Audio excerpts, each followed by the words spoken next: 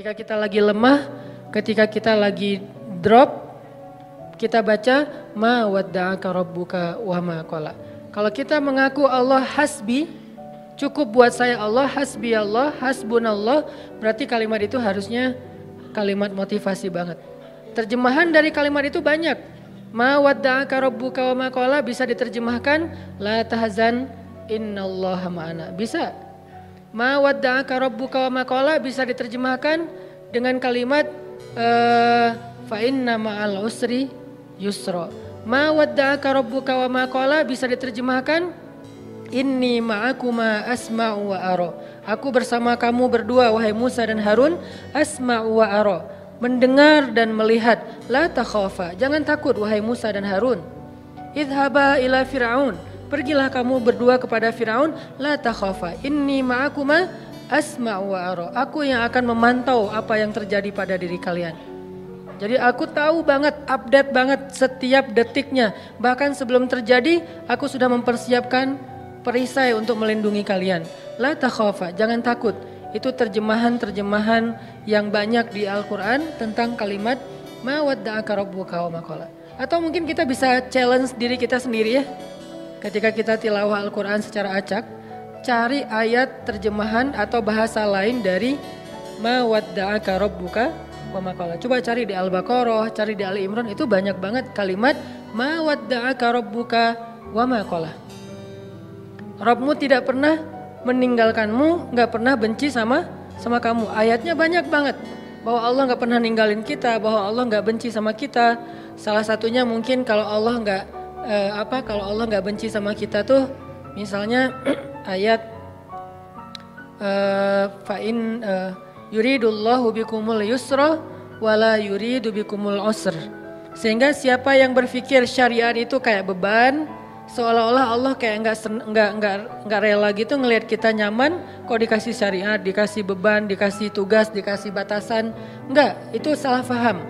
Allah ngasih syariat bukan untuk ngebebanin kita, bukan karena Allah iseng sama kita, bukan karena Allah benci sama kita, tapi karena Allah pengen memudahkan hidup kita justru dengan syariat.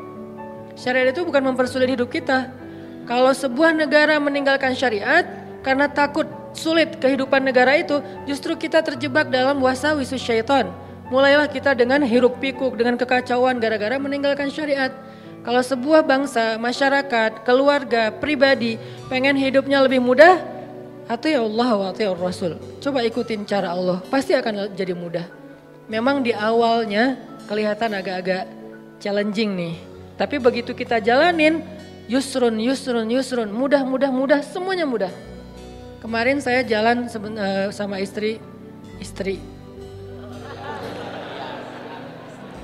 ke Thailand. Kita jalan berdua ke Thailand, pengen main aja gitu. Jalan ke Thailand, kebetulan ada acara di Malaysia, terus mampir dulu ke Thailand. Sampai di Thailand kita ke Pattaya dulu nih. Saya karena senang dengan laut, saya cari yang lautnya masih aman. Kalau Phuket mungkin gitulah ya. Nah, cari yang Pattaya yang private beach, jadi nggak ngelihat yang gitu-gitu. Cie, sombong. Kalau terlihat kan nggak sengaja. Nah, pergilah ke Pattaya gitu ya, cari yang beach yang private gitu. Terus karena kita nggak tahu halal foodnya di sana, akhirnya kita kayak sangat hati-hati mencari halal food. Sampai rempong, sampai bawel.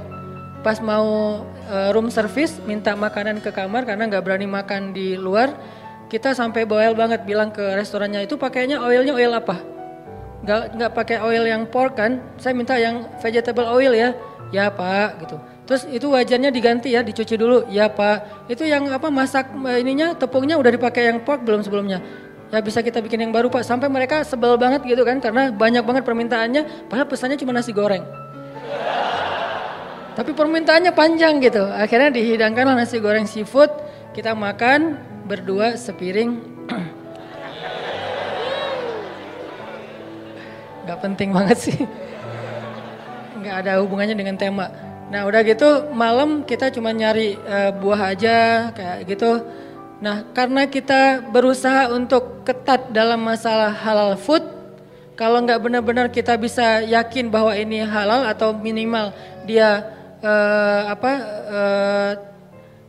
aman gitu, maka kita nggak akan berani. Ini berusahalah belajar taat kecil-kecilan, bukan hal besar sebetulnya. Tapi justru saya ngeliat di sini hal kecil dihargain sama Allah. Kalau hal besar apalagi kan ya, hal sepele kayak gitu doang, Allah langsung kayak ngehargain gitu. Ini bukan karena saya soleh, tapi karena saya mencoba untuk meniru orang soleh.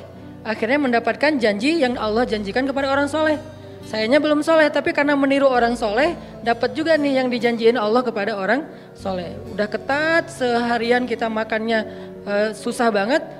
Nah besoknya mau ke Bangkok, hari belum pesan hotel. Tadinya udah pesan lewat travel agent, tapi cancel. Tadinya ada satu jenis hotel yang di pusat kota, dekat dengan tempat pembelanjaan, nemenin istri.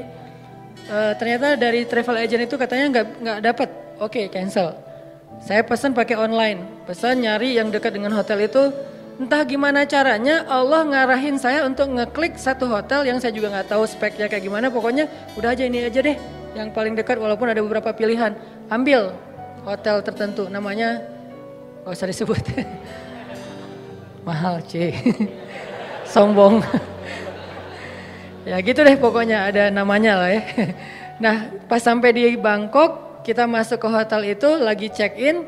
Tiba-tiba ada teman lama saya nih orang Bandung. Dia istrinya lagi lewat, jadi hotel sama kondonya itu bersebelahan. Dia ternyata tinggal di kondonya. Dia lewat ngelihat kayak Ustadz Hanan, dia ngubungin Benzo. Benzo cuma angkat tangan, lihat ke atas. Itu namanya Benzo, masih Jovisa. Nah Benzo dihubungin Benzo tanya ke saya, Ustadz lagi di hotel ini di Bangkok loh. Kok Benzo tahu? Kan saya nggak ngasih tahu siapa-siapa.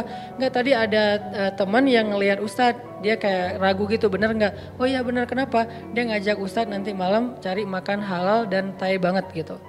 Alhamdulillah, berarti kemarin susah dikit, sekarang Allah kasih jalan keluar. Bukan hanya itu, ternyata hotel yang saya pilih itu dia udah halal restoran, untuk breakfast tuh aman, udah halal.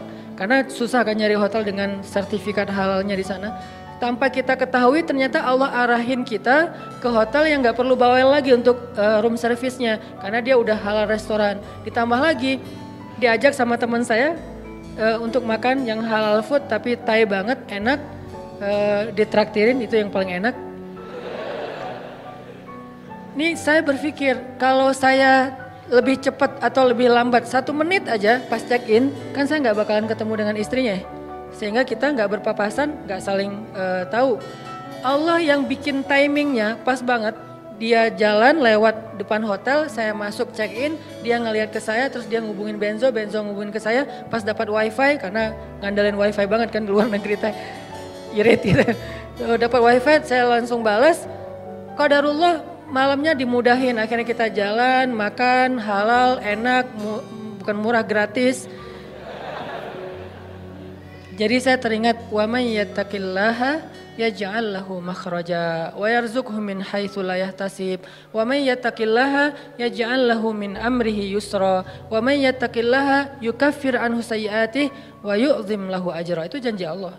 Siapa yang taat sama Allah, Allah kasih jalan keluar. Ini jalan keluarnya. Siapa yang taat sama Allah, Allah kasih rezeki yang tidak terduga-duga. Ini rezeki yang tidak terduga-duga. Akhirnya ketemu teman orang Bandung yang udah tinggal di sana. Siapa yang taat sama Allah, Allah mudahin urusannya. Jadi mudah kemana-mana digayat. Siapa yang taat sama Allah, Allah gugurkan dosanya. Berharap kayak gitu dan dilipat gandakan pahalanya. Berharap juga kayak gitu. Ini artinya hal sepele gini aja Allah hargain. Karena faman ya'mal mithqala dzarratin khairan yarah, pasti Allah bales.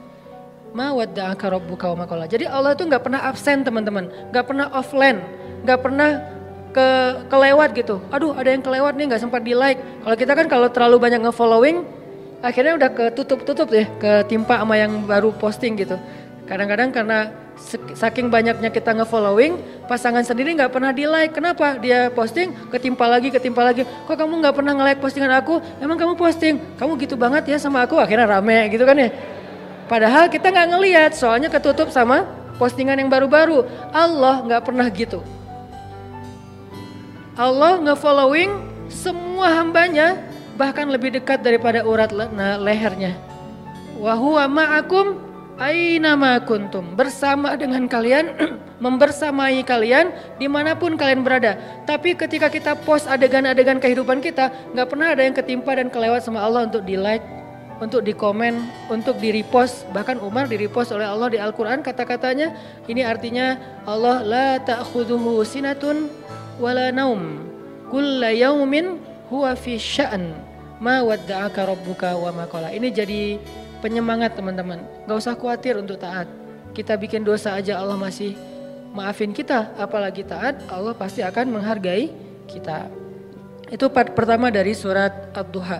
Part kedua, alam yajidka yatiman fa'awa wa wajadaka dhallan fahada wa wajadaka ailan fa'aghna. 3 kalimat yang luar biasa itu menjelaskan arti dari ma wadda'aka rabbuka wa ma qala. Apa bukti bahwa Allah enggak pernah ninggalin Nabi Muhammad? Kata Allah, alam yajidka yatiman fa'awa. Bukankah dulu kamu lahir dalam keadaan yatim, lalu Allah kasih naungan? Kalau Allah ninggalin kamu, enggak mungkin kamu bisa tumbuh dengan baik. Kalau Allah benci sama kamu, maka dibiarin aja kamu terlunta-lunta dalam keadaan yatim. Wa wajadaka dhallan fahada. Bukankah kamu dulu pernah tersesat di jalan, mau ke suatu negeri tapi kamu salah ngambil jalan di tengah padang pasir, akhirnya nggak tahu arah ke tujuan.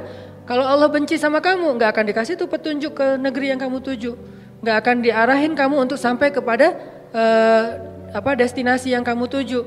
Bukti Allah ma wadda'aka rabbuka wa ma qala. Alam yajidka yatiman fa'awa wa wajadaka dhallan fahada wa wajadaka ailan fa'aghna. Nanti kalau kemarin saya bahas alam yajidka yatiman fa'awa versi Nabi Muhammad, yang belum kebahas itu versi Nabi Musa ya. Versi Ibrahim, versi Ismail, versi Isa, versi Yahya, versi Maryam. Itu semuanya ayat-ayat tentang kisah-kisah tentang alam yajidka yatiman ya Maryam, alam yajidka yatiman Yahya, alam yajidka yatiman Isa, alam yajidka yatiman Ibrahim, alam yajidka yatiman Musa, alam yajidka yatiman semua hamba-hambanya fa'awa, Allah kasih naungan. Baca kisah-kisah Al-Quran untuk memahami maksud alam yajidka yatiman fa'awa, terutama kisah Yusuf. Alam yajidka yatiman fa'awa, yatim gimana? Yatimnya Yusuf. Yatim di dalam sungai, di dalam sumur, nggak punya siapa-siapa. Ayahnya nggak tahu di mana keberadaan anaknya, kakak-kakaknya udah nggak peduli dengan adiknya. Yatiman fa'awa, fa'awa pertama ditemukan oleh para musafir. Fa'awa kedua masuk ke dalam istana dan seterusnya dan seterusnya. Alam yajidka yatiman fa'awa. Insyaallah nanti kita lanjutkan lagi pembahasan surat Ad-Duha ini. Ini bukan cuma tafsir ya teman-teman, tapi ini tadabbur. Saya berusaha untuk menganalogikan dengan kehidupan kita supaya kita bisa menjadikan ayat itu sebagai motivasi hidup kita. Barakallah, kita lanjutkan setelah sholat Isya. Bismillahirrahmanirrahim. Teman-teman yang dirahmati Allah Subhanahu wa taala, kita lanjutkan pembahasan kita tentang surat Ad-Duha. Alam yajidka yatiman fa'awa wa wajadaka dhallan fahada wa wajadaka ailan fa'aghna. Kalimat alam yajidka yatiman fa'awa itu adalah kalimat pembuktian. Seolah-olah Allah ngomong ke kita tuh gini, kamu gak ingat dulu ketika kamu pernah gini, siapa yang nolong kamu? Emangnya kamu gak ingat dulu ketika kamu pernah terpuruk, siapa yang buat kamu bisa survive? Ketika kamu hampir celaka, siapa yang menyelamatkan kamu? Ketika kamu gini, siapa yang menolong kamu dan seterusnya, seterusnya. Jadi alam di sini Allah pengen ngingetin kita. Jadi kalimat alam adalah kalimat permintaan dari Allah supaya kita ingat-ingat lagi nih pengalaman hidup kita. Ada yang pengalamannya sampai ekstrim, second life misalnya, hampir celaka terus bisa selamat. Ada yang pengalamannya masalah hutang, ada yang pengalamannya hampir bunuh diri tapi nggak jadi gara-gara diputusin. Ada yang macam-macam kan pengalaman orang maya.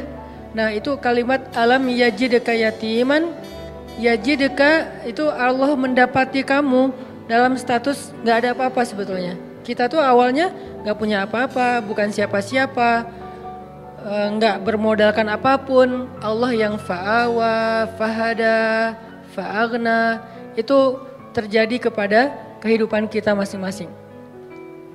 Kalau dalam bahasa kisah Nabi, fa'awa di masa Abdul Muthalib, fa'awa di masa Halimah, fa'awa di masa Abu Talib, dan fa'awa di masa Khadijah. Ini semuanya bentuk-bentuk fa'awanya Allah kepada Rasulullah Sallallahu Alaihi Wasallam. Kalau kita terjemahin ayat itu dengan kisah Nabi Musa, alam yajidka yatiman fa'awa, itu bisa teman-teman temuin di surat Toha dan surat Al-Qasas. Nanti di dalam surat-surat itu Allah ngejelasin tentang gimana dulu Nabi Musa dihanyutkan ke Sungai Nil. وَلَقَدْ مَنَنَّا عَلَيْكَ مَرَّةً أُخْرَى إِذْ أَوْحَيْنَا إِلَىٰ أُمِّكَ مَا يُوحَىٰ أَنِ اقْذِفِيهِ فِي التَّابُوتِ فَاقْذِفِيهِ فِي الْيَمِّ فَلْيُلْقِهِ الْيَمُّ بِالسَّاحِلِ يَأْخُذْهُ عَدُوٌّ لِّي وَعَدُوٌّ لَّهُ وَأَلْقَيْتُ إِلَيْكَ مَحَبَّةً مِّنِّي وَلِتُصْنَعَ عَلَىٰ عَيْنِي. Ketika Allah mengilhamkan kepada Ibu Musa, wahai Ibu Musa, hanyutkanlah bayimu di Sungai Nil kalau pengen selamat. Pengen selamat, jangan kamu simpan di rumah, jangan kamu rawat sendiri, jangan kamu bawa lari ke hutan, hanyutkan ke Sungai Nil. Supaya selamat dari siapa? Dari Firaun. Ini perintah Allah. Kadang-kadang Allah ngasih kita perintah dalam hidup itu nggak logis. Menyelamatkan bayi kok malah dihanyutkan ke sungai Nil. Kenapa nggak dibawa lari aja ke dalam hutan, lalu ke pantai, lalu lupa. Kenapa nggak umpetin aja di rumah gitu? Kenapa nggak bikin rumah aja di yang jauh, atau mungkin ibu dan keluarga Musa ngungsi aja ke Madian misalnya, ke luar negeri. Jadi orang yang lari dari negeri Firaun, kenapa nggak gitu aja yang lebih logis? Kenapa malah selamatkanlah bayimu dari Firaun dan tentaranya dengan cara hanyutkan ke Sungai Nil? Itulah hidup. Tidak semua perintah Allah itu kadang kita mengerti di awal, teman-teman. Kita cukup tahu bahwa ini perintah Allah, sami'na wa ata'na. Kalau pengen bahas lebih dalam lagi untuk cari tahu hikmahnya, silakan. Tapi jangan tunggu sampai kita ngerti hikmahnya baru sami'na wa ata'na, kelamaan. Akhirnya kita kehilangan banyak sekali kesempatan dapat kebaikan dari Allah. Justru biasanya Allah ngasih kejutan ketika kita ngambil challenge-nya Allah.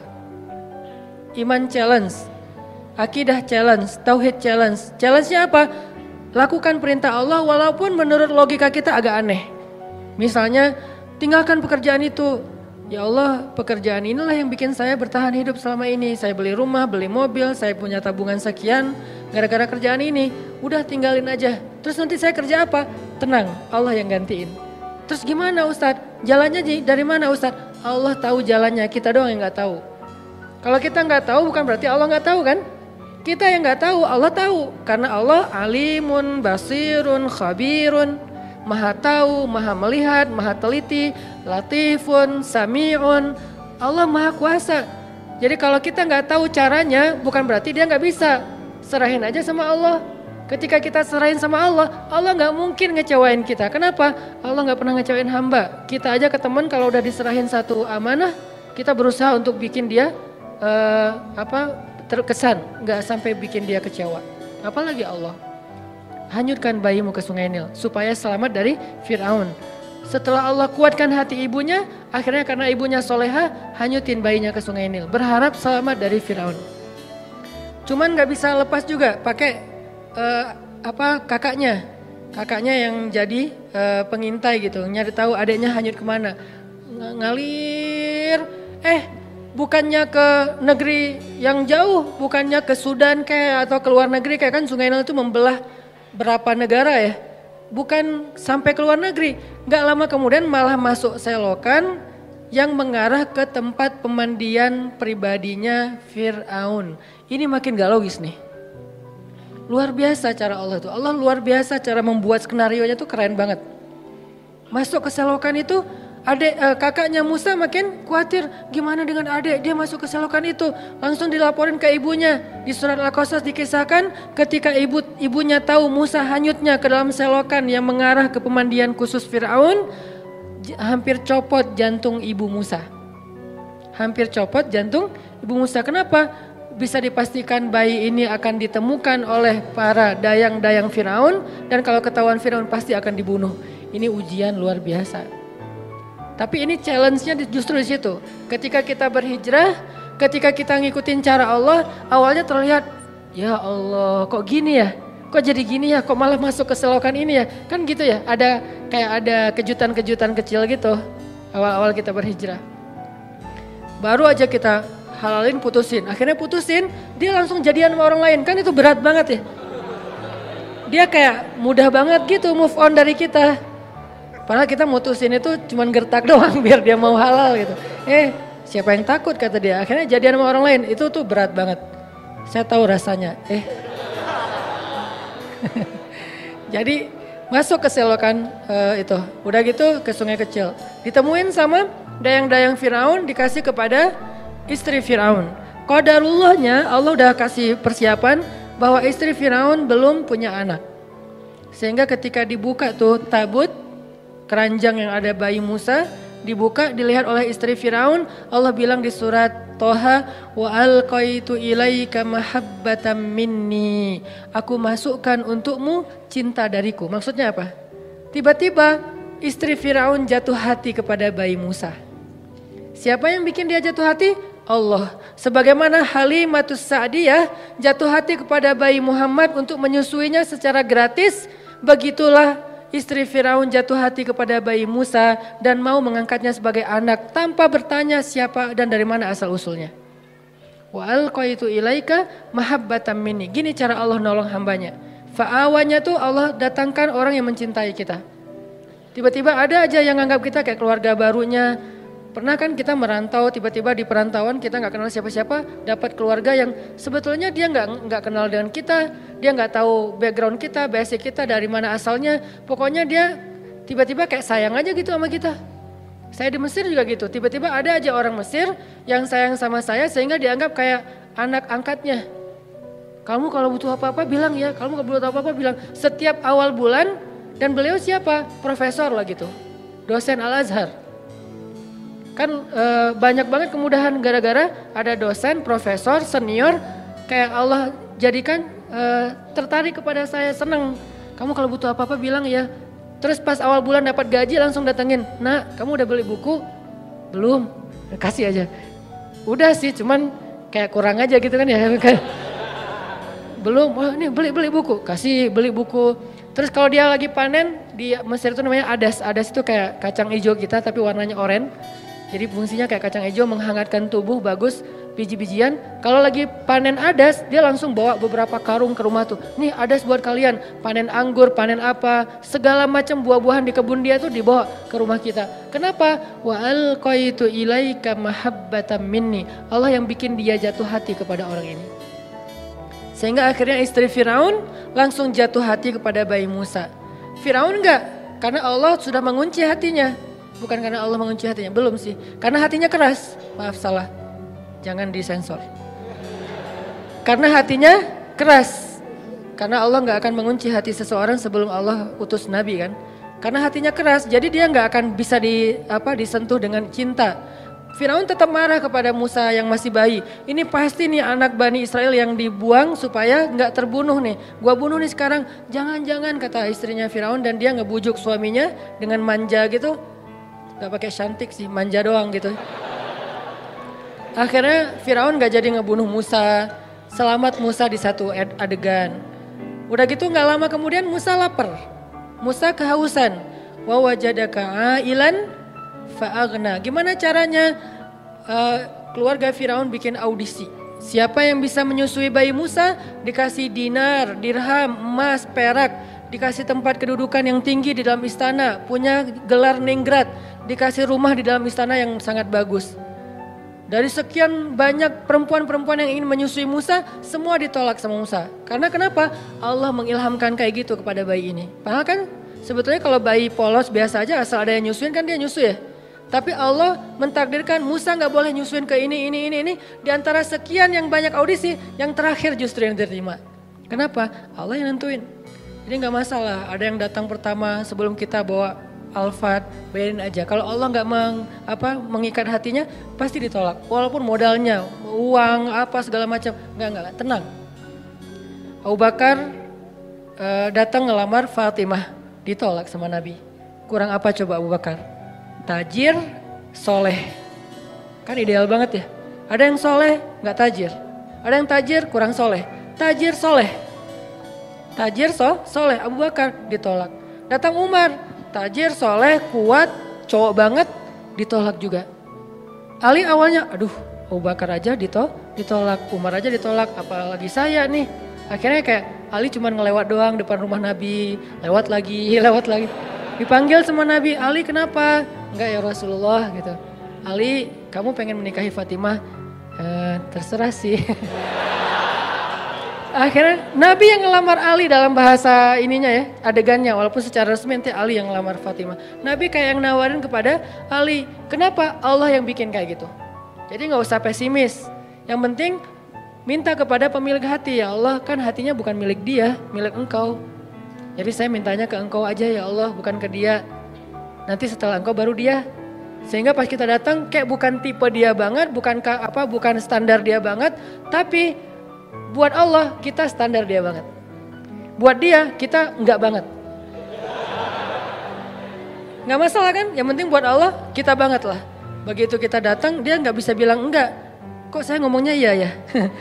Pengen bilang enggak tapi enggak bisa gitu. Ya udah deh, ya aja. Jadi aja. Setelah itu Allah masukkan hub cinta sehingga dia mencintai kita mencintai dia karena Allah Subhanahu wa taala dan itu mubarak, diberkahi. Itulah istri Firaun. Akhirnya Musa tinggal di situ, ibunya tinggal di situ, kakaknya, tetehnya tinggal di situ, AA-nya tinggal di situ. Siapa AA-nya Musa? Harun. Semuanya sekeluarga tinggal di situ. Ini namanya alam yajidka yatiman fa'awa. Allah yang bikin skenario yang kayak gitu. Ismail juga kayak gitu.